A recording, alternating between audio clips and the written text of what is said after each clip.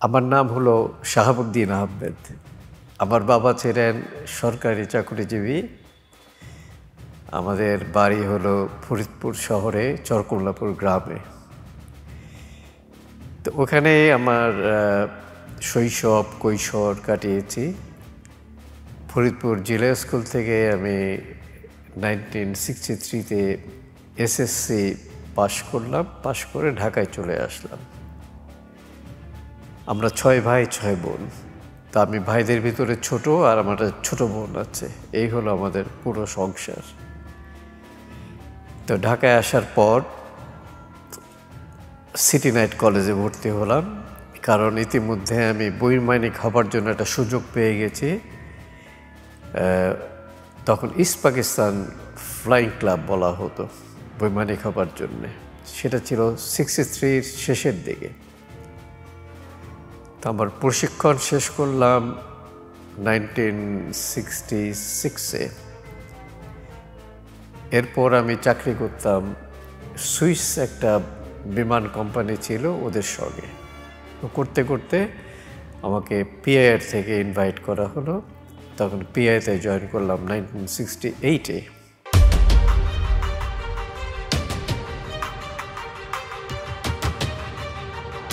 ঢাকার থেকে যখন করাচি গেলাম আমার প্রশিক্ষণের জন্য,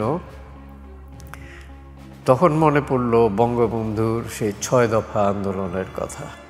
বঙ্গবন্ধু সবসময় বাঙালি জাতির জন্য চেষ্টা করেছে কিভাবে আত্মসম্মান আত্মমর্যাদা নিয়ে চলতে হবে। তারপরে আমাদের সঙ্গে যে বৈষম্যমূলক আচরণ করতো, সে করাচিতে গিয়ে আমরা সেটা তীব্রতা প্রকাশ হলো। এবং তখন বুঝতে পারলাম পাকিস্তানিরা আমাদের বাঙালি জাতিকে কিভাবে দেখে। তখন থেকেই আমাদের একটা অন্যরকম মনোভাব গড়ে উঠল। প্রশিক্ষণ শেষ করে আসলাম। 1970-তে একটা বিরাট ঝড় হয়েছিল। আমাদের দক্ষিণ বাংলার প্রায় 10 লক্ষের উপর লোক মারা গেল। কিন্তু পাকিস্তানিদের ভিতরে কোনো প্রতিকার বা কোনো ছিল না, কোনো চিন্তা শক্তি কাজ করছিল না, বা ইচ্ছা করেই করছিল না। তারা 20 দিন 22 দিন পরে রিলিফ পাঠালো। সেই রিলিফের এয়ারক্রাফট নিয়ে আমাদের গ্রুপ ক্যাপ্টেন শামসুল আলম এসেছিলেন।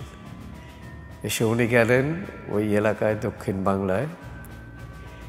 দেখতে হচ্ছে ওখানে জীবিত লোক দেখছে না, সমুদ্রের উপরে সব মৃতদেহ ভাসছে। এই থেকে আমাদের মন আরও ক্ষিপ্ত হয়ে গেল পাকিস্তানিদের সঙ্গে। এরপরে ইলেকশন এলো।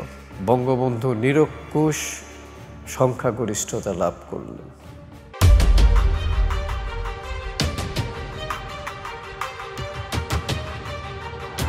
একাত্তরের জানুয়ারি মাস, তখন আওয়ামী লীগ জিতেছে ইলেকশনে।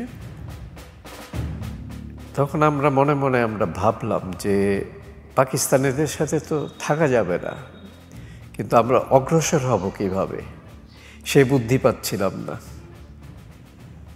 এর মাঝে মার্চের 1 তারিখে ইয়াহিয়া খান আমাদের জাতীয় সংসদ অধিবেশন স্থগিত করল। তখন সারা ঢাকার লোক বাড়ির থেকে বেরিয়ে পথে নেমে পড়ল। প্রতিবাদ শুরু হলো। আমরাও বাঙালিরা যোগদান করলাম। আমি বৈষম্যমূলক আচরণ বলছিলাম, আমি আমাদের পাইলটদের দিকের থেকে আমি বোঝাতে চাই। পাকিস্তানি ছিল, ইন্টারন্যাশনাল এয়ারলাইন্সে ছিল প্রায় 300-350 পাইলট। ওর ভিতরে আমরা ছিলাম মোটে 30 জন বাঙালি। তো এখন আমাদের মনোভাব এমনভাবে গঠিত হলো যে আমরা তো পাকিস্তানের সঙ্গে থাকবো না, এখন কীভাবে এগোবো।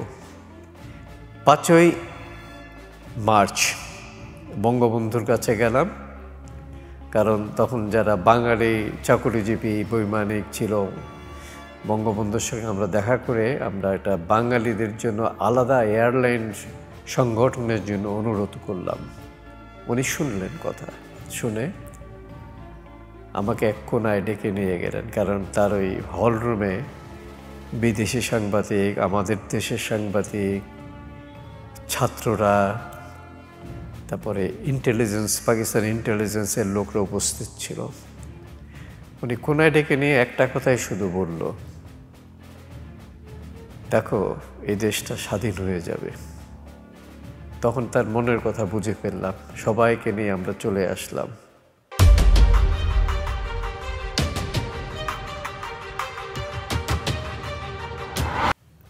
একাত্তরের জানুয়ারি মাস, তখন আওয়ামী লীগ জিতেছে ইলেকশনে। তখন আমরা মনে মনে আমরা ভাবলাম যে পাকিস্তানিদের সাথে তো থাকা যাবে না, কিন্তু আমরা অগ্রসর হব কিভাবে, সেই বুদ্ধি পাচ্ছিলাম না।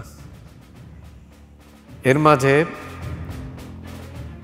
মার্চের 1 তারিখে ইয়াহিয়া খান আমাদের জাতীয় সংসদ অধিবেশন স্থগিত করল।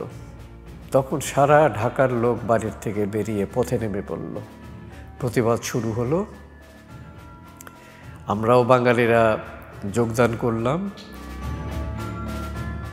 আমি বৈষম্যমূলক আচরণ বলছিলাম, আমি আমাদের পাইলটদের দিকে থেকে আমি বোঝাতে চাই। পাকিস্তানি ছিল, ইন্টারন্যাশনাল এয়ারলাইন্সে ছিল প্রায় 300-350 পাইলট। ওর ভিতরে আমরা ছিলাম মোটে 30 জন বাঙালি। তো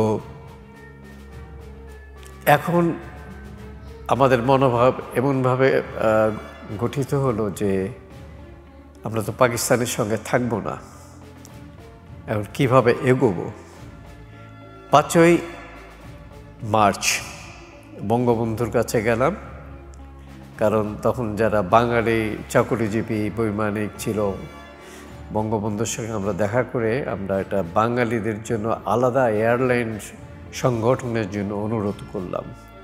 উনি শুনলেন কথা, শুনে আমাকে এক কোনায় ডেকে নিয়ে গেলেন, কারণ তার ওই হলরুমে বিদেশি সাংবাদিক, আমাদের দেশের সাংবাদিক, ছাত্ররা, তারপরে ইন্টেলিজেন্স, পাকিস্তান ইন্টেলিজেন্সের লোকরা উপস্থিত ছিল। উনি কোনায় ডেকে নিয়ে একটা কথাই শুধু বলল, দেখো এই দেশটা স্বাধীন হয়ে যাবে। তখন তার মনের কথা বুঝে ফেললাম, সবাইকে নিয়ে আমরা চলে আসলাম। এরপরে 7ই মার্চের বক্তৃতা এলো। উনি সম্পূর্ণভাবে বাঙালি জাতিকে নির্দেশনা দিলেন কিভাবে চলতে হবে, পাকিস্তানিদের বিরুদ্ধে কীভাবে দাঁড়াতে হবে। আমরা মানসিকভাবে প্রস্তুতি গ্রহণ করে ফেললাম। এরপরে আমাদের বাঙালি পাইলটরা পাকিস্তানে যারা থাকতো ওদের কাছ থেকে খবর পেলাম এই বাঙালি জনগণকে হত্যা করার জন্য 18 তারিখ তারা সিদ্ধান্ত নিয়েছিল, 18ই মার্চ। তো ওদের প্রস্তুতির বোধহয় অভাব ছিল, যার জন্য 25শে মার্চে গিয়ে তারা এই হত্যাকাণ্ডটা শুরু করে। এই হত্যাকাণ্ডের সঙ্গে সঙ্গে বঙ্গবন্ধু 7ই মার্চের বক্তৃতার কথা মনে পড়ে গেল। তখনই সিদ্ধান্ত 25শে মার্চ রাত্রে মুক্তিযুদ্ধে যেতে হবে। এখন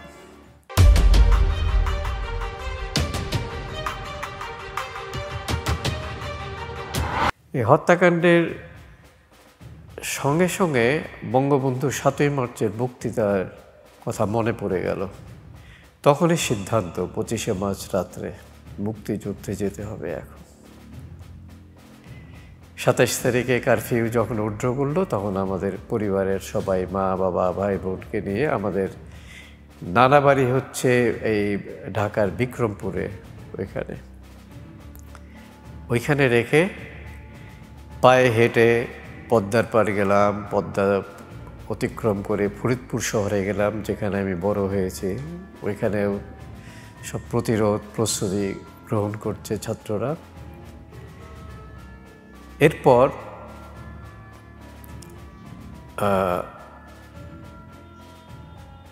এপ্রিলের 1 তারিখ ফরিদপুর থেকে আমি গেলাম রাজবাড়ী। তখনও কুষ্টিয়া পাকিস্তানিদের দখলে। মেজর ওসমান, যিনি বিডিআরের তখন ইপিআরের যে কর্তা ব্যক্তি ছিলেন ওই কুষ্টিয়া অঞ্চলের, উনি 2 তারিখে ওই কুষ্টিয়া দখল করলেন পাকিস্তানিদের পরাজিত করে। তখন আমরা আবার পায়ে হেঁটে কুষ্টিয়া পার হয়ে এগুতে লাগলাম চুয়াডাঙ্গার দিকে। চুয়াডাঙ্গায় 2 তারিখে পাকিস্তান এয়ারফোর্স গিয়ে বম্বিং করে ধ্বংস করে ফেলে। তখন কিছু ভারতীয় সাংবাদিক এসেছিল ওইখানে ওই ধ্বংসস্তূপ দেখার জন্যে এবং সংবাদ নেবার জন্যে। ওদের সঙ্গে পরিচয় হলো, ওরা আমাদের পরিচয় পেয়ে খুব খুশি। তো ওরা আমাকে বলল যে আমাদের সঙ্গে চলো, তোমাকে আমরা কলকাতায় নিয়ে যাব। তো ওদের সঙ্গে কলকাতায় চলে গেলাম। কলকাতায় গিয়ে আমাদের আগেই একটা মানসিক প্রস্তুতি ছিল। এখানে সিলেটের শাহজি বাজার বলে একটা জায়গা আছে, ওইখানে টারবাইন দিয়ে ইলেকট্রিক সাপ্লাই করা হয়, ওইটা উড়াতে হবে। তখন আমি চলে আসলাম কলকাতার থেকে আগরতলায়। আর ইতিমধ্যে আমার সংবাদ স্টেটসম্যানে ছাপা হয়, ইন্ডিয়ান এয়ারলাইন্সের পাইলটসের যে প্রতিনিধিরা সবাই আমার সঙ্গে দেখা করতে আসলো। ওরা সব সহযোগিতার তারা দেবেন এবং আমাদের কোনো চিন্তা নাই। সুতরাং ওদের সাহায্যে আমি আগরতলা আসলাম। তারিখটা ছিল 7ই এপ্রিল 1971। ওখানে এসে এবং কলকাতার সাংবাদিকরা, ওইখানে অমৃতবাজার যুগান্তরের একজন প্রতিনিধি ছিলেন অনিল ভট্টাচার্য, উনি কিন্তু আমাদের স্বাধীনতা পদক পেয়েছেন। ওনার সঙ্গে যোগাযোগ হলো। তো উনি জিজ্ঞেস করলো, তোমার এখন কি উদ্দেশ্য, কি করতে চাও? তখন আমি বললাম যে আমি এই প্ল্যানটা উড়াবার জন্য আমি আসছি। তো বললো যে ওই তিতাস গেছে একটা ইঞ্জিনিয়ার খানিকক্ষণ আগে আমার এখানে এসেছিল, ওনাকে আবার ডাকলো। উনি ডাকার পরে তখন তাকে বলা হলো এই ব্যাপার। তো ও বললো যে আমি ওই দিকেই ছিলাম এবং আমি ওই স্টেশনটা বন্ধ করে দিয়ে আসছি, তো সুতরাং আমার আর যাওয়া প্রয়োজন পড়ে নেই। ইতিমধ্যে বাংলাদেশ সরকার গঠন হলো। ওইখানে জেনারেল ওসমানী ছিলেন, তারপরে MR Siddiqui MP, member parliament চিটাগংয়ের, উনি ছিলেন। তো ইতিমধ্যে ক্যাপ্টেন আলমগীর সত্তার বলে একজন আমাদের বন্ধু কলিগ, উনিও পিআর পাইলট ছিলেন, উনি ক্রস ওভার করে আসলো। ওর সঙ্গে আলাপ করতে করতে ও বললো যে আমরা ডিসেম্বরে ফিরে যাব। আমি বললাম পিছনে কারণটা কি? কারণটা হলো ইন্ডিয়া তাদের প্রস্তুতি গ্রহণ করছে ডিপ্লোম্যাটিক ওয়েতে। ডিসেম্বরে ফিরে যাওয়ার আরেকটা কারণ হলো হিমালয় রেঞ্জটা তুষারাবৃত হয়ে যাবে, তখন চায়না আর আমাদের এখানে বাধা দিতে পারবে না। এসব বিভিন্ন কারণে, আর ইন্ডিয়ারও পলিটিক্যাল ডেভেলপমেন্টগুলো আরও উন্নত হবে এবং ইন্ডিয়ান প্রস্তুতিতে আমরা ফিরে যাব। তো এই আলাপ হলো। আলাপ হওয়ার পরে আমি যেহেতু বাংলাদেশ সরকারের সঙ্গে প্রথমে ছিলাম, তো এমআর সিদ্দিকী সাহেব, জেনারেল ওসমানীকে আমরা বললাম যে আমাদের যদি ছোট ছোট প্লেন থাকে যেগুলো বাংলাদেশের মাঠে নামতে পারে, পানিতেও নামতে পারে, ওরকম প্লেন দিলে পরে আমরা পাকিস্তানি স্থাপনার উপর্যুপরি আক্রমণ চালাতে পারবো। ওনারা বললো যে ঠিক আছে। এইখানে একমাত্র বিএসএফের ইনচার্জ আছে, যিনি সিনিয়র মোস্ট, তাকে ডাকালেন, আমাদের সঙ্গে আলাপ আলোচনার জন্য বসিয়ে দিলেন। তাকে আমরা বললাম এই ঘটনাটা, আমাদের ছোট ছোট প্লেন দেওয়া হোক। তো উনি বললো যে আমার অথরিটিতে নাই, কিন্তু আমি আমার উচ্চপদস্থ যারা আছেন তাদের কাছে আমি খবর পাঠাচ্ছি, ডেভেলপমেন্ট তোমাদের জানানো হবে।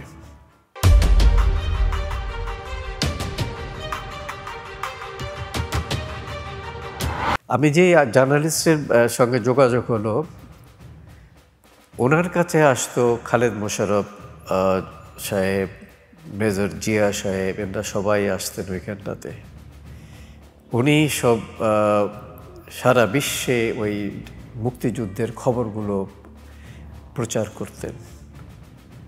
উনি ছিলেন অমৃতবাজার যুগান্তরের সাংবাদিক অনিল ভট্টাচার্য।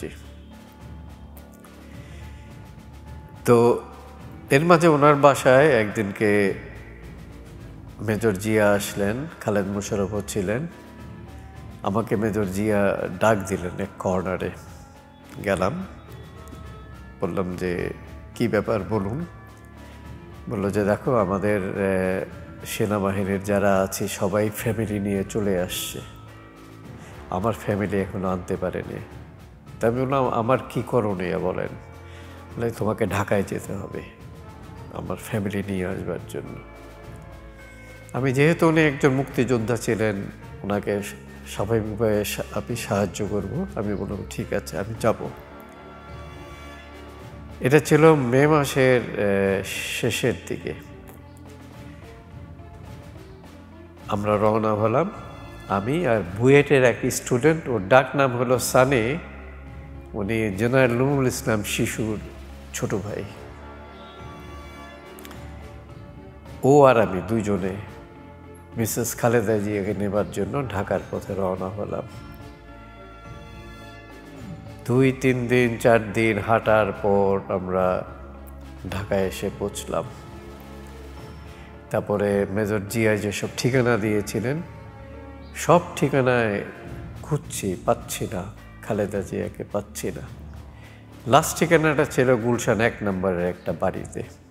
সেখানে গেলাম, ওখানে দারোয়ান বলল উনি কালকে ক্যান্টনমেন্টে চলে গেছেন। এই যে কর্নেল জাঞ্জুয়ার কথা শোনা যায়, তার সাথে খালেদা জিয়ার ঘনিষ্ঠতা ছিল, তার কেয়ারে ক্যান্টনমেন্টে চলে গেছে। আমরা যে এয়ারপোর্ট যাই, এখান থেকে এয়ারপোর্টের যে গেটের কাছে কতগুলো বাড়ি আছে, ওর একটা বাড়িতে থাকতেন উনি। তো আমরা এসে মেজর জিয়াকে এই সংবাদগুলো দিলাম। তখন মেজর জিয়া করলো কি 7-8জন ছেলেকে পাঠালো, ইয়াং ম্যান, খালেদা জিয়াকে নিয়ে যাবার জন্য। ওরা ওই ক্যান্টনমেন্টের বাড়িতে খালেদা জিয়াকে যখন আনবার জন্য গেছে, পাকিস্তানিরা ওদের উপর আক্রমণ করে বসে। তার ভিতর 6টা ছেলে মারা যায়, একটা ছেলে ইনজিওর্ড অবস্থায় পালিয়ে আসতে পেরেছিল। এরপর বর্ডারের এক জায়গায় ছিল কর্নেল হায়দার, তাকে আবার মেজর জিয়া সাহেব রিকোয়েস্ট করলো যে তুমি আবার কতগুলো ছেলে পাঠাও আমার ফ্যামিলিকে নিয়ে আসবার জন্যে। তখন উনি বললেন যে দেখো, অলরেডি আমরা 6টা ছেলে হারিয়েছি, এখন এগুলো পাঠানো ঠিক হবে না। তবে ওনার এই কথার চাপে উনি আবার বাধ্য হয় আবার 7-8জন ছেলেকে পাঠাতে।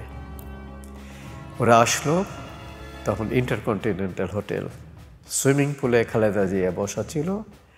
ওই ছেলেগুলো গেল তাকে অনুরোধ করতে, মেজর জিয়ার চিঠিটাও দিল। তো উনি চিঠি পড়ে ছেলেদেরকে রীতিমতো ধমকে সুরে বলল, তোমরা যদি এখন এখান থেকে না যাও আমি আর্মি ডাকতে বাধ্য হব।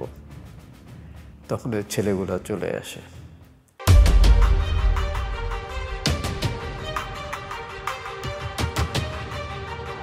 ওই যে আমরা যে প্রস্তাবনা দিয়েছিলাম ভারত সরকারকে ছোট ছোট প্লেন দেবার জন্যে, গেরিলা এয়ার স্কোয়াড ফরমেশনের ব্যাপারে,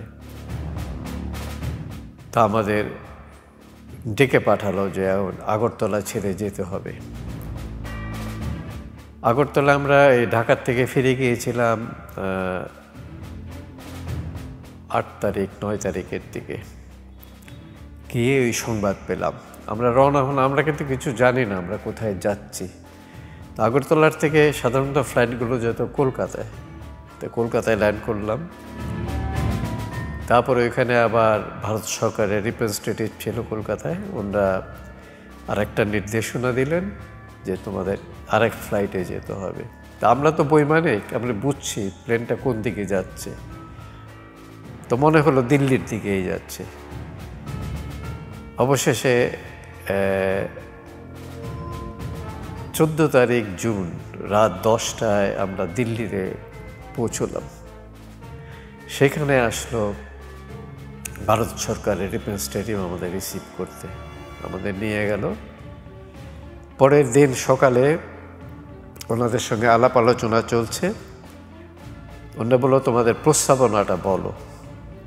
তা আমি আবার তাকে বললাম যে আমরা আপনাদের কাছে সাহায্য চাই, ছোট ছোট প্লেন যেগুলো বাংলাদেশের ছোট মাঠে নামতে পারবে, পানিতেও নামতে পারবে, আর এই ভিত্তিতে ভারত সরকারের কোনো দায় দায়িত্ব থাকবে না, ডিপ্লোম্যাটিক কোনো অসুবিধাও হবে না, সম্পূর্ণ দায় আমাদের।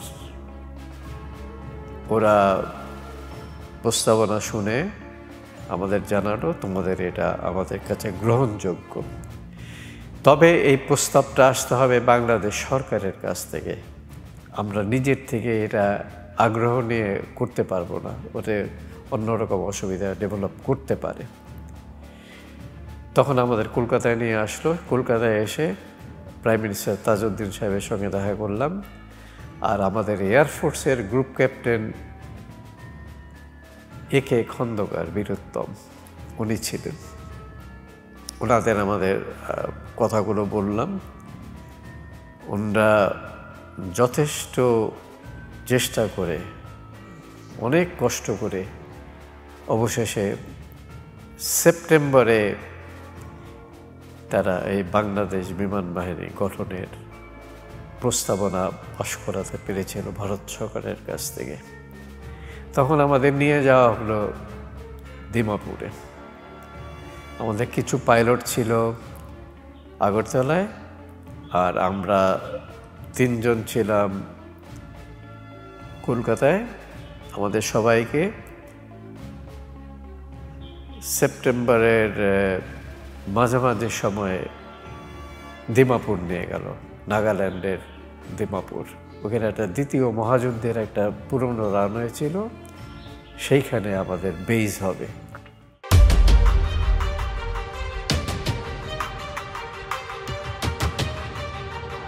ভারত সরকার আমাদের 3টে প্লেন দিল। একটা ছিল ডাকোটা, যেটা ছিল যোধপুরের মহারাজার ব্যক্তিগত প্লেন, উনি ওটা উপহার দিলেন বাংলাদেশ বিমান বাহিনীকে। আর ভারতীয় বিমান বাহিনী আমাদেরকে দিল একটা ফ্রেঞ্চ হেলিকপ্টার, নাম হলো এলুভেট 3, আর একটা কানাডিয়ান এয়ারক্রাফট ডি হ্যাভিল্যান্ড কোম্পানির, ওটার নাম হলো অটার। এগুলো কোনোটাই যুদ্ধ জাহাজ না, তবে আমাদের প্রস্তাবনা অনুযায়ী ওগুলোকে সাজানো হলো। ফ্রেঞ্চ রকেট লাগানো হলো হেলিকপ্টারে 14টা, অটারেও তাই। আর আমি যেহেতু এয়ারলাইন পাইলট ছিলাম, আমি প্রথমে ডাকোটা ফ্লাই করতাম। এরপরে হেলিকপ্টারের পাইলট শর্টেজ হয়ে গেল। ওইখানে সুলতান মাহমুদ, এয়ার ভাইস মার্শাল সুলতান মাহমুদ ছিলেন, আর স্কর্নিলেটার বদরুল আলম, এই 2 জন ছিলেন। তখন আমাকে ওদের সাথে যোগ দিতে হলো। আমার কোনো হেলিকপ্টারের অভিজ্ঞতাই নাই, এই তখন প্রশিক্ষণ শুরু হলো।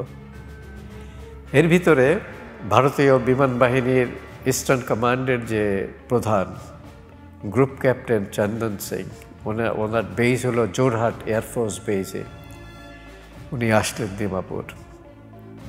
এসে আমাদের সাথে কথাবার্তা বললেন। ইনস্ট্রাক্টরদের কাছে জিজ্ঞেস করলো যে ওদের প্রশিক্ষণ কতদিন লাগবে। তো ইনস্ট্রাক্টররা বলল যে মোটামুটি 6 মাসের মতো। উনি শুনলেন, কথাটা শুনে তাদেরকে বলল, I give you 15 days time to complete their training. তা আমরা ওই টাইমের ভিতরেই প্রশিক্ষণ শেষ করি। এইটা হলো অক্টোবরের শেষের দিকে। তখন একটা সিদ্ধান্ত হলো 3 তারিখ নভেম্বর আমরা হেলিকপ্টারে ঢাকা আক্রমণ করব, আর ওয়াটার প্লেন যাবে চিটাগংয়ে। এই ঢাকাতে এবং চিটাগংয়ে অ্যাভিয়েশন ফিউল ডাম্প ছিল, যেখানে বিমানের তেল সংরক্ষণ করা হয়। এই দুটোকে উড়োতে হবে আমাদের। তো ইন্দিরা গান্ধী, প্রাইম মিনিস্টার ইন্দিরা গান্ধী, তখন তার দেশে 1 কোটির উপরে বাঙালি। ভারত এমন কোনো ধনী দেশ না যে এটা ব্যয়ভার সারাক্ষণ চালিয়ে যেতে পারবে। সেই জন্য ইন্দিরা গান্ধী ইউরোপ এবং উত্তর আমেরিকার রাষ্ট্রপ্রধানদের বোঝাতে চেষ্টা করলেন যে তার দেশে এতগুলো বাঙালি শেল্টার নিয়েছে এবং আমরা চাই এই বাঙালিরা 1 কোটি বাঙালি যাতে সসম্মানে দেশে ফিরে যেতে পারে। তখন এই রাষ্ট্রপ্রধানরা ওনার যুক্তিতে রাজি হলো। তখন আমাদেরকে একটা খবর পাঠালেন ওইখান থেকে prime minister Indira Gandhi, not to attack on 3rd November. আমাদের অ্যাটাকটা তখন হেল্ড আপ হয়ে গেল। তখন আমাদের ভীষণ মন খারাপ, আমরা পাকিস্তানের আক্রমণ করব, এখন আর হচ্ছে না। পরবর্তীতে ইন্দিরা গান্ধী আবার কলকাতা গেলেন 3 তারিখ, ডিসেম্বরের 3 তারিখ বিকেলে এক জনসভায়। উনি বক্তৃতা করার সময় তার কাছে খবর এলো যে পাকিস্তান অলরেডি পশ্চিম সীমান্তে বিভিন্ন জায়গায় আক্রমণ পরিচালনা করেছে। তখন আমাদের নির্দেশ দেওয়া হলো সে আগের 3rd নভেম্বরের অ্যাটাকের প্রস্তুতি গ্রহণ করতে। আমরা কৈলাসহর বলে একটা জায়গা আছে এই আমাদের বাংলাদেশের শমশেরনগর এয়ারপোর্টের কাছে, বর্ডারের ওপারে, ওইখানে বেস করার জন্যে। আমাদের হেলিকপ্টার আর ওয়াটার প্লেন ওইখানে প্রস্তুত। শামসুল আলম, ক্যাপ্টেন আকরাম চলে গেলেন নিয়েতে চিটাগং, আর আমাদের হেলিকপ্টারও চলে আসলো ঢাকার নারায়ণগঞ্জের কোন্নাইলে অ্যাভিয়েশন ফিউল ডাম্প উড়াবার জন্যে। সুলতান মাহমুদ ছিলেন এটার ইনচার্জে, অপারেশন ইনচার্জ। খুব সুন্দর এই আক্রমণ পরিচালনা করে হেলিকপ্টার ফিরে আসলো, আর ওয়াটার ফিরে আসলো। ওদের সময় লাগতো প্রায় 1.5 ঘন্টা 2 ঘন্টার সময় ফ্লাইট টাইম চিটাগং যাওয়া, আবার 2 ঘন্টা ফ্লাইট টাইম ফিরে আসা। তো আমাদের প্লেনগুলো ফিরে আসলে ভারতীয় বিমান বাহিনীর প্রধানরা, ওখানে গ্রুপ ক্যাপ্টেন চন্দন সিংও ছিলেন, উনি অভিবাদন জানালেন সবাইকে যে তোমাদের অপারেশন সাকসেসফুল হয়েছে। আমাদের আক্রমণের ঘন্টা কয়েক পরেই ইন্ডিয়ান বিমান বাহিনী শুরু করলো ঢাকা, মানে প্রধান প্রধান এয়ারপোর্টগুলোতে আক্রমণ করার। কারণ আমাদের প্লেনগুলো ওই যোগ্যতা ছিল না, আমাদের স্পিড ছিল এতই কম, 80 মাইল স্পিড, আর ওয়াটারের ছিল 100-110 মাইল। এত স্লো স্পিড নিয়ে মেন এয়ারপোর্টে যাওয়া ভয়ঙ্কর বিপজ্জনক। তো এই শুরু হলো। তো 48 আওয়ার্সের ভিতরে পাকিস্তান এয়ারফোর্সকে সম্পূর্ণভাবে নিশ্চিহ্ন করে ফেরা হলো। অর্থাৎ 5ই ডিসেম্বর বাংলাদেশের প্রথম স্বাধীনতা লাভ করে বাংলাদেশের আকাশ।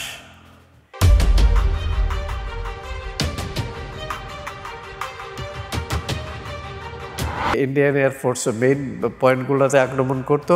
আমরা তখন সিলেট, ব্রাহ্মণবাড়িয়া, কুমিল্লা, ঢাকার পূর্বাঞ্চল এইসব অঞ্চলে আক্রমণ করতাম।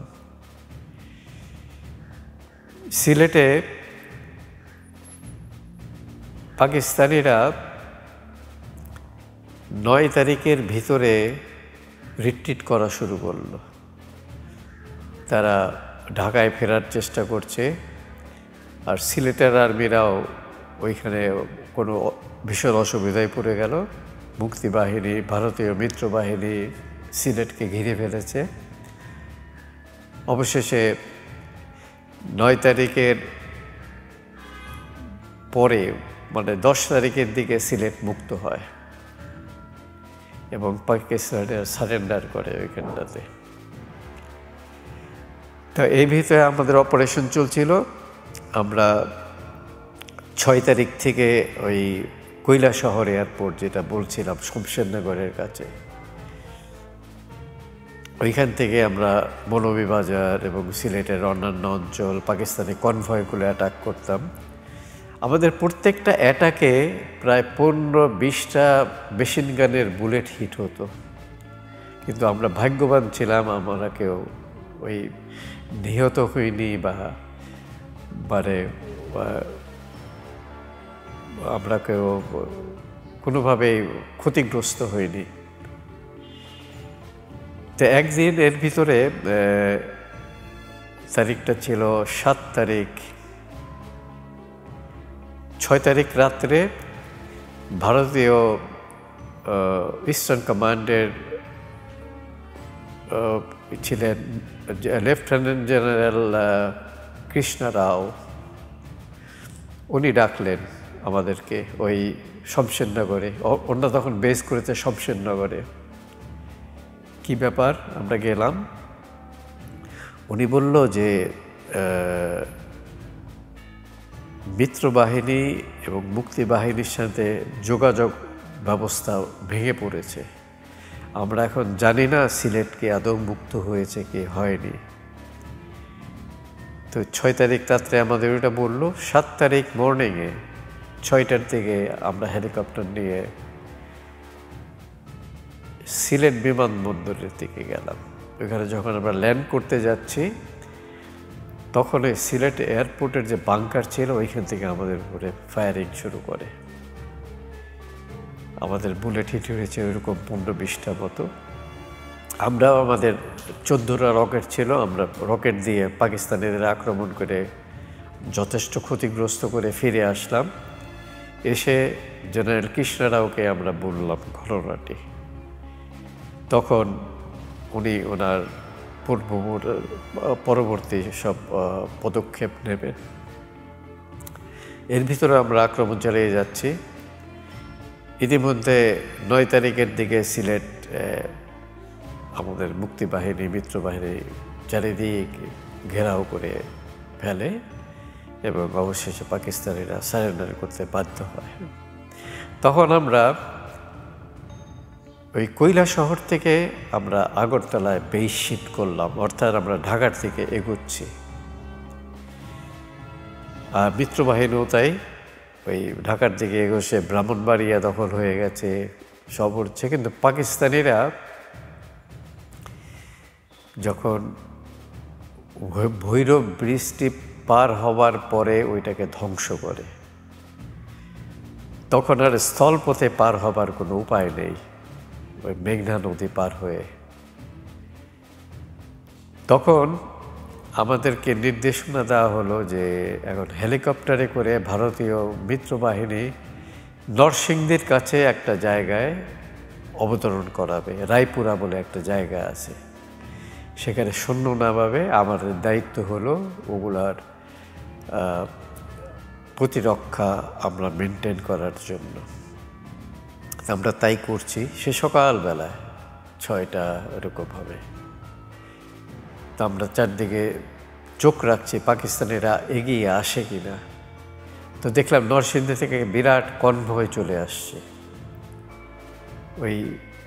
ওইখানে আক্রমণ করার জন্য, যাতে মিত্রবাহিনী আর সৈন্য নামাতে না পারে। তখন আমরা ক্ষিপ্র হস্তে ওদেরকে আক্রমণ করি। আমাদের কাছে ওই 14টি রকেট ছিল, রকেট দিয়ে আমরা কনভয়টাকে উড়িয়ে দিই। তখন ওদের পাকিস্তানি একটা মেসেজ ইন্টারসেপ্ট করে জানতে পারলাম ওখানে 21 জন সৈন্য মারা গেছে পাকিস্তানিদের, এবং ওরা ওইখান থেকে পালিয়ে যেতে বাধ্য হয়। এরপর মিত্রবাহিনী নির্বিঘ্নে সৈন্য নামালো। তারপর তারা মুক্তিবাহিনী আর মিত্রবাহিনী একসঙ্গে ঢাকার দিকে অগ্রসর হলো এবং ঢাকাকে চারিদিক থেকে ঘিরে ফেলল। এখন আমাদের সময়ের অপেক্ষা পাকিস্তানিদের আত্মসমর্পণের জন্য। অবশেষে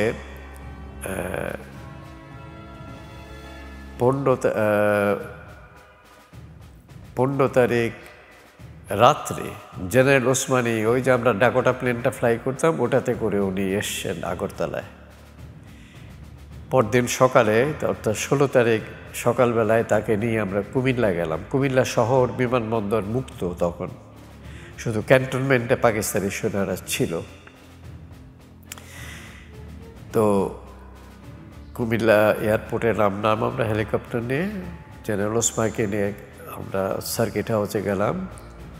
ওইখানে সব ছাত্র নেতা, অন্যান্য ভারতীয় মিত্রবাহিনীর সেনা সদস্যরা আসলেন, ওদের সাথে কথা হলো। কথা হওয়ার পরে তখনও পাকিস্তানিরা ডিক্লেয়ার করেনি সারেন্ডার। আমরা দুপুরবেলায় আবার আগরতলায় দিকে রওনা দিলাম।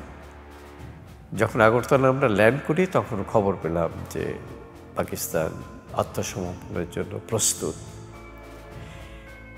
তখন জেনারেল ওসমানীকে বললাম যে আমরা ঢাকা যাব ওই সারেন্ডার সেরেমনিতে পার্টিসিপেট করার জন্যে, আপনিও চলেন আমাদের সঙ্গে।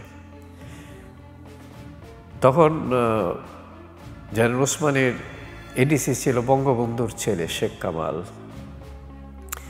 আর আরেকজন ছিলেন কর্নেল রব, উনিও মুক্তিযোদ্ধা। ওনারা দুইজন ছিলেন। তো সম্ভবত জেনারেল ওসমানীর কোনো সিলেটের কোনো প্রয়োজন থাকতে পারে, তো উনি সিলেট চলে গেলেন। তো সিলেট যাওয়ার পথে ফেঞ্চুগঞ্জের কাছে গ্রাউন্ড ফায়ারে পাকিস্তানিরা কোনো ইয়েতে ছিল, পজিশন ছিল, ওই হেলিকপ্টারে গুলি করে জেনারেল ওসমানীর। তখন কর্নেল রবের পায়ে একটা গুলি লাগে, উনি আহত হয়েছিলেন, কিন্তু হেলিকপ্টারে নির্বিঘ্নে সিলেটে গিয়ে ল্যান্ড করলো। আর ইতিমধ্যে সুলতান মাহমুদের অধিনায়কত্বে আমরা ঢাকায় চলে আসলাম। ঢাকায় আমরা 2 মিনিটের জন্য সারেন্ডার সেরেমনি আমরা মিস করে গেলাম। তখন আমরা তেজগাঁ এয়ারপোর্টে 16 তারিখে বিকেলবেলায় তেজগাঁ এয়ারপোর্টে আমরা ল্যান্ড করলাম। এই 9 মাস পর প্রথম বাংলার মাটির স্পর্শ করলাম।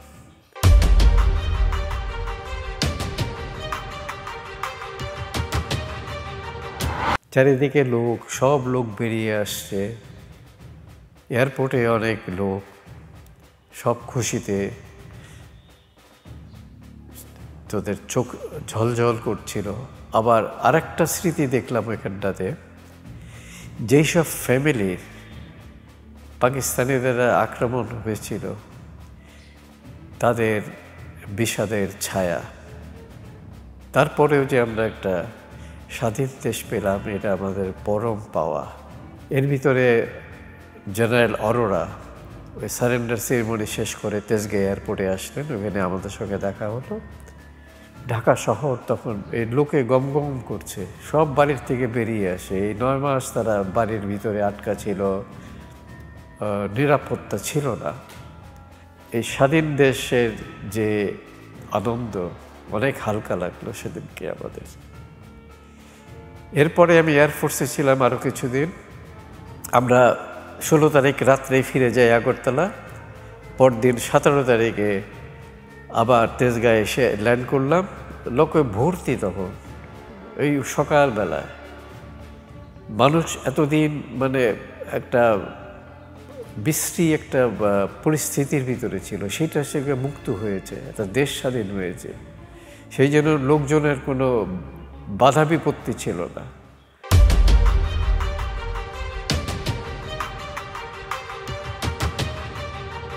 বঙ্গবন্ধু আসলেন 10ই জানুয়ারি 1972। আমরা এয়ারপোর্টে ছিলাম, রিসিভ করলাম। এরপরে বিধ্বস্ত বাংলা দেখার জন্যে আমাদের এই হেলিকপ্টারে আমি আর এয়ার ভাইস মার্শাল সুলতান মাহমুদ বঙ্গবন্ধুকে নিয়ে বাংলা বিভিন্ন শহর দেখাতাম। ধ্বংসস্তূপ, ওনার চোখ দিয়ে পানি পড়তো, নিজেকে কন্ট্রোল করতে পারতো না। তো এইভাবেই চলছিল। তারপরে আমাদের সরকার গঠন হলো, এখানে তাজউদ্দিন সাহেবরা আসলেন।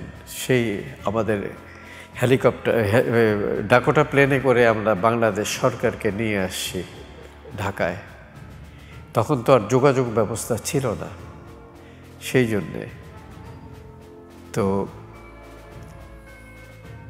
এইভাবেই চলছিল দেশ, আমরা স্বাধীন দেশে। এবং 17 তারিখে ফেরার পর আমি গেলাম